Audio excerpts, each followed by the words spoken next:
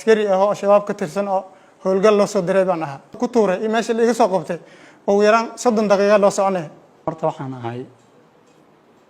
shabaab waan ahay 8 sano ka horna ayaan ahay hadartan 8 sano aan xirana jilib aanan ka soo baxnay fadhiga maxkamadda waxaa la hor keenay saddexda eedeysane ee kala ah kow maxamed ibraahim cali 30 jir ah ina xaliimo maxamed ibraahim ku dhashay degmada waajid ka tirsan al-shabaab ilyas maxamed xasan 30 jir ah ina maryam cabdullaahi cismaan ku dhashay ceelbuur ka tirsan al-shabaab saddex cabdullaahi sheekh cabdiwahaab sheekh cabdiraxmaan 30 jir ah ina dahabo maxamed nuur ku dhashay kismaayo ka tirsanaa nabad sugidda Jubbaland labada eedeysane hore waxay ku eedeysan yihiin 434 213 214 iyo 221 222 iyo aayadda 33aad suuratul maa'ida eedeysanaha saddexaad oo ku eedeysan 234 213 oo lala akhriyay 71 gacansiin iyo jahayn ka qayb qaadasho waxaa dhibana ka ah qaranka Soomaaliyeed iyo ehelada marxuum Sheekh Cabdullaahi maxamed maxamuud oo loo yaqaanay Cabdullaahi Dalab falkaas oo dhacay 1 bishii 6 2016 kana dhacay Kismaayo Sundus saacada markay ahayd 8 saac ee maalinimo gudoomiye iyo garsoorayaal waxaan halkan ka soo jeedinayaa si waafaqsan qodobka 114 faqradiisa fi cadaymaha iyo faahfaahinta eeda loo haysto saddexdan eedeysane waxaan u soo gudbinay warqadda eeda ama xaashida eeda eedeysanayaal wayna kala duwan yihiin waana isku kiis waana isku gal laakiin qodobada eeda ayaa u kala duwan halka aan ku soo faahfaahinay eedooda labada qodob labada eedeysane koowaad iyo labaad aan eedooda si gaar ah u soo sheegnay halka eedeysanaha saddexaadna aan eediisa si gaar aan u soo sheegnay labada eedeysane waxay ku eedeysan yihiin ayada aad wada garanaysaan ee 38aad ee suuratul maa'ida iyo qodobka 434 oo ah dil in la dilo ruux bil aadam la dilo iyo qodobka 213 iyo 214 oo ah in laga mid noqdo argagixiso ama urur hubeysan oo ka soo horjeedo danaha dawladda iyo danaha dalka iyo qodobka 221 222 oo asagana ah in la galo urur argagixiso ah wayna galeen labada eedeysane waan lagu qabtay kamid bayna yihiin sidii aan maxkamad waan u sheegi doono iyo qodobka 71 oo ay saddexda eedeysane ku wada jiraan oo ah in dambi la wada galo ama dad ka badan labo ay u midoobaan inay dambi galaan wayna wada galeen ayagoo wada socda sida ay sheegeen labada eedeysane koobaad iyo labaad halka ay ku eedeysan yihiin saddexdan eedeysane si wada jir ay ugu eedeysan yihiin qodobka 164 xeerka ciqaabta Soomaaliyeed oo asagana ah in ummadda la argagixiyo ama la cabsi geliyo wayna sameeyeen xilli maalina ay suuqa dad ku dileen iyo qodobka 39 qodobka 39aad faqradiisa D oo ah in si fool xun ama si bil aanimada ka baxsan wax loo geysto nin culimo oo meel iska fadhiya meherada ayay si fool xun u dileen marka labadan eedeysane waxay ku eedeysan yihiin maadaama eedeysanaha saddexan uu la wadaagayo saddexda qodob 71 iyo 164 iyo 33 uu la wadaaga 39 uu la wadaagayo waxa gaar ugu eedeysan labadan eedeysane halka eedeysanaha koowaad saddexaad uu ku eedeysan yahay aan ku soo eedeynay 234 xeerka ciqaabta Soomaaliyeed oo ah ka qayb qaadasho ama hoysiin ama cawin in laga qayb qaato la cawiyo ama hoy la siiyo urur argagixiso sidii labada eedeysane koowaad iyo labaad ay sheegayaan waxay sheegeen eedeysanaha saddexaad inuu magaalada soo galiyay hoyna uu siiyay meelna uu tusay ninka culimada markii la dilahayna asaga uu tusay hoyna uu siiyay guriyana uu geeyo cuntana uu u geeyay halka uu ku eedeysan yahay aan ku soo eedeynay eedeysanaha saddexaad qodobka 213 iyo 3 faqradiisa saddexaad xeerka ciqaabta Soomaaliyeed faqradaasoo sheegaysa in la cawiyo argagixisada ama hoy la siiyo iyo qodobka 214 faqradiisa afraad ee faqradiisa labaad oo ah in argagixisada ayadan la cawiyo iyo qodobka 71 oo asagana aan wada gelid iyo 163 oo ah in dadka la argagixiyo. magaalada waxaan soo galnay xilli maqrab ah markaan soo galnay xaafadda ugu horeyso magaalada aan soo bilaabnay gaarig nooha anagu hor imaaday gaariga noohada ee waxa waday ninkan Cabdullaahi ee garabkayga fadhiya marka magaalada soo dhex galnay nin baa naga hor yimid marka gaariga istaagay aniga gaariga waan ka degay ayagoo saaran aan ka degay raggii ila socday iyo ninkii darawalka ahaa magaalada saasaan ku soo galnay ani habeenkaas keligay Salmaan nin la yiraahdo guriga geesada ku sheegay Ahmed ani Salmaan gurigiisaan tagay ha ya ma ninkana Cabdullaahi Nasri Soomaa ma yani hore isku ma aqoon laakiin Cabdimaalig ay yaqaaneen magiis ugu horeeyay habeenkaasaan maqlay ani ninkana wada Cabdimaalig ay yaqaaneen asaga soo xigay asaga noo keenay gaari ya Cabdimaalig waxa la socday ninkan garabkayga fadhiya Ilyas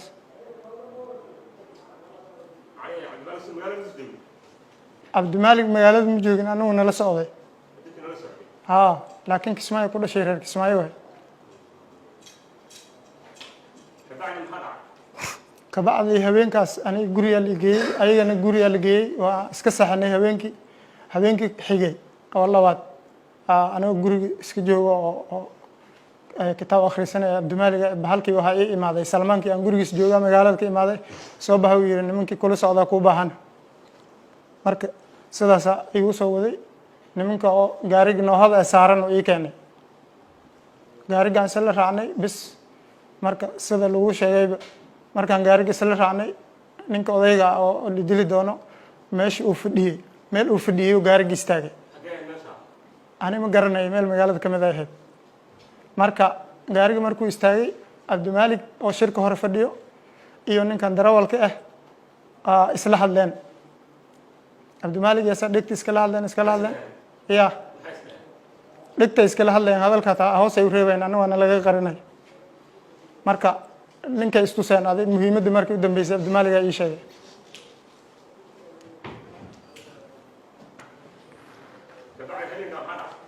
kabacdi markii ninka istuseen waxay dhahan ninka haday meeshu fadhiyo uu ka kacay nabad warkooda intaas ka suustaa meeshu ka kacay nabad dhahan habeenkii markii waa baxnay dhowr control marnay controlada markaa marayna marka sarkaalkii inuu hore Cabdullaahi way u dhahay saasan ku gudbayni controlada markaan 3 control oo kala marnay ani meel la istaajiyay Salmaankii ay imaaday ani guriga ku laabtay adi 2 saac fiidnimo meelahaas inay ahaydaan jecelahay kabacdi ani guriga ku laabtay guriga iska saaxday subaxii waa iska joogay maalintii kale waa iska joogay habeenkii kale waa bariyay maalintii kale saddexaad way marka oo markuu shilka dhacay adi bacd duhur ahayd aan markaan duhur tukaday kadib oo aan qaday guriga Salmaan iga soo wadaan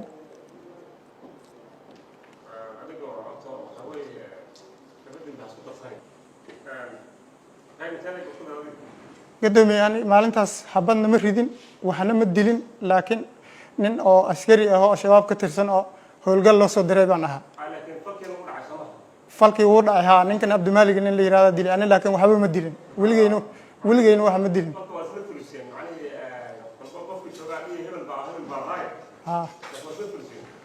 ala ihal ninkaas Cabdimaalig dilay gadoomiyaani waxba ma dilin laakiin bistoolada hadda la leeyahay waa lagu soo qabtay horta waxaan aan sheegay waxaan afkay ku qirtay waxay igu soo qabatay malaana bistoolad igu soo qaadeen meeshaan bistoolada ku tuuray meesha la iga soo qabtay oo yaraan 30 daqiiqo loo soconay shabaab ka tirsanay soo kumaan dheh ani horta waxaan ahay shabaab waan ahay 8 sano ka horna ayaan ahay hadartan 8 sano aan xirana jilib aanan ka soo baxnay howlgalo kalena weligay umaana soo qabanin jilib sidii lee keenay anoo nin wax baranayo muqdisho isku joogo muqdisho liiga wacay muqdisho aan ka imaaday jilib baan imaaday jilib xogaa cabaar muddo markaan joogay intaan al-shabaab yacni ka mid ahay darawalaan ahay gaari baan waday anigoo darawala gaariga furihiisa liiga qaaday jilib baana ka soo baxay oo la yeerinay oo dee weligaana waxba maadan qabanin dee inaad yacni aada howl baan kuu diraynaa aniga howsha waxay ahaydna maanan garanayn maanan ogeyn rag baan kugu daraynaa oo yani inaad meel aadaa laga rabaa meeshaan u socdana maanan garanayn markaa kadib markii sidii lii soo waday haddee kismaayaa lii keenay oo duleedkeeda liigu soo dejiyey waxaa la yidhi waa kismaayo meeshaan haddeertan aad u socotid kismaayaa laga rabaa haddee inaad howl aad ka soo qabatid howshana nin baa ku shaqo leh haddee isigaa wuxuu idin dhaho amba idin amro unbaad samaynaysaan haddee isigaa la socotaa oo aad caawinaysaa haddee anigu waxaan iri marka kismaayo haddee ma garanayo haddii ninkan hadduu magaalada garanayo oo dhowti dhinaca iga gala anuu magaalada liigu qabto maxaa ii talaa kadib marka de waxaa la yidhi kolley taba magaalada isigaa ninkan kala yaqaano isigaa meeshii idin seexi lahay iyo meeshaad mari laheedan idin marsiinayo cabdimaalig cabdimaalig baa marka hore nasoo waday yani jilib uu naga soo raacay isiga cabdimaalig heer kismaayo waayo jilib uu naga soo raacay adii magaalada markaan soo galaynay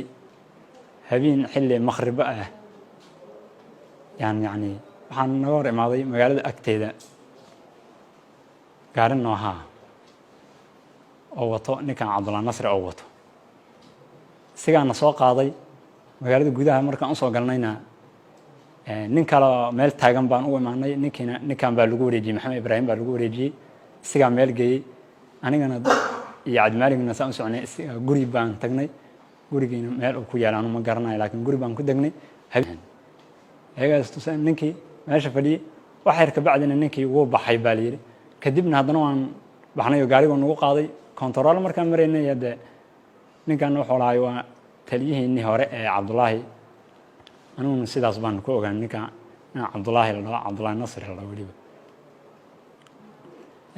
kadib soo noo waday ninkaani maxamed waa nagala dejiyey oo ninkii salmaan baa loo waa salmaana gurigiisa geeyey annaguna gurigii aan kasoo tagnay ayaan tagnay habeenkaa waan barinay habeen kalena waan barinay ilaa maalinka saddexaad haddii maalinka anoo iska joogo ya salmaan wuxuu qaabilsan ma garana anu magaalada unbaa markaas magaciisa aan ku maqlay habeenkaas unbaa magaciisa maqlaba isaga laftirkiisa aan u imaado magaalada unbaa magaalada nin joogo ahay ha isaga maxamed dejiyey laakiin wuxuu qaabilsan ya cabdimaalig ani haa guri aan isla joognay labadeena kadib marka maalintiina waanu soo baxnay cabdimaalig baa yidhi waa de nakeen iraac soo baxoo dhahay waa lisoo wacay waan baxnay de meeshii marka howsha laga qabanayay yaan tagnay kadib markaan tagnay haddee balki ninkan baa noola keenay balki waxaa noo keenay yani salmaan baa noo keenay ha kadib annagoo meesha laamiga saan agteeda taagan baa gaari baa meesha soo maray noohada oo ninkan oo wato cabdimaalig bay isla hadleen cabdimaalig baa u tegey gaariga uu u tegey daaqada annagu maanan u tegin annagu waan ka yara fogeyn oo meel baan ka taagnayn oo u tegey bis meesha yani uu istaagay ninkan wuu la kulmay wuu u tegey cabdimaalig bay kulmeen ha oo gaariga uu tegey marka haddii ninka meesha uu fadhiyo marka maqaayadda meesha uu ka fadhiyo u tilmaamay oo tusay kadib marka cabdimaalig soo baxon dhahay cabaar uuna iska keyn daba wareejiyey wax yar kabacdi ilaa yani gaariga cabaar uu ka tago wax yar xoogaa ay u dhexeyso muddo cabaar mar ya ka ha maya gaariga ma aanan fuulin anagu gaariga ma aanan fuulin kadib cabaar kabacdina howsha ayaa dhacdayo cabdimaalig nakeena bis dee idinku anaa qabanayo howsha anaa wax qabanayo anaa garanayo meesha ninka uu fadhiyan anaa garanayo daba socda bis markaan howsha aan qabanayo istaaga meesha dhinacyahayga dhinacan istaaga oo meesha baabuurta yararka ay taa haddii ninkaana dhinac buu istaagay anuuna dhinaca kale aan istaagay bis wax badan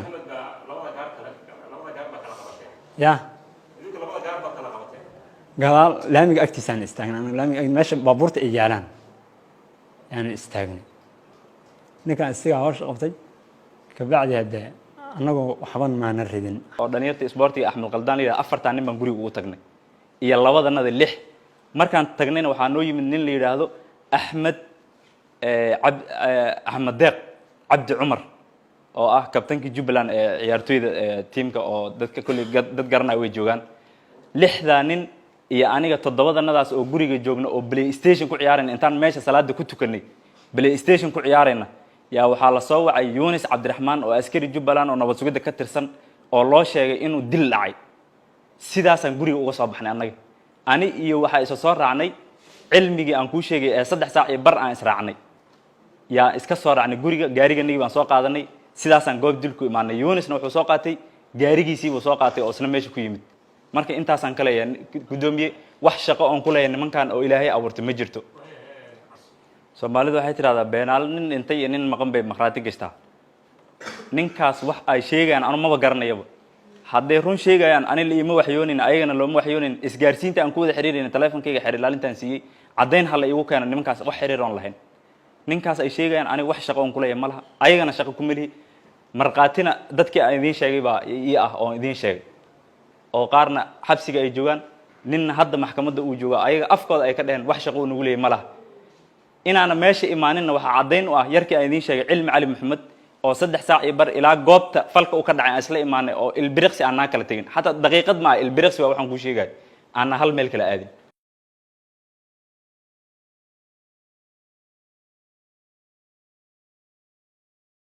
isbitaalka Dawo Clinic waxa uu ka mid yahay isbitaalada dabiiba xanuunada ku dhaca haweenka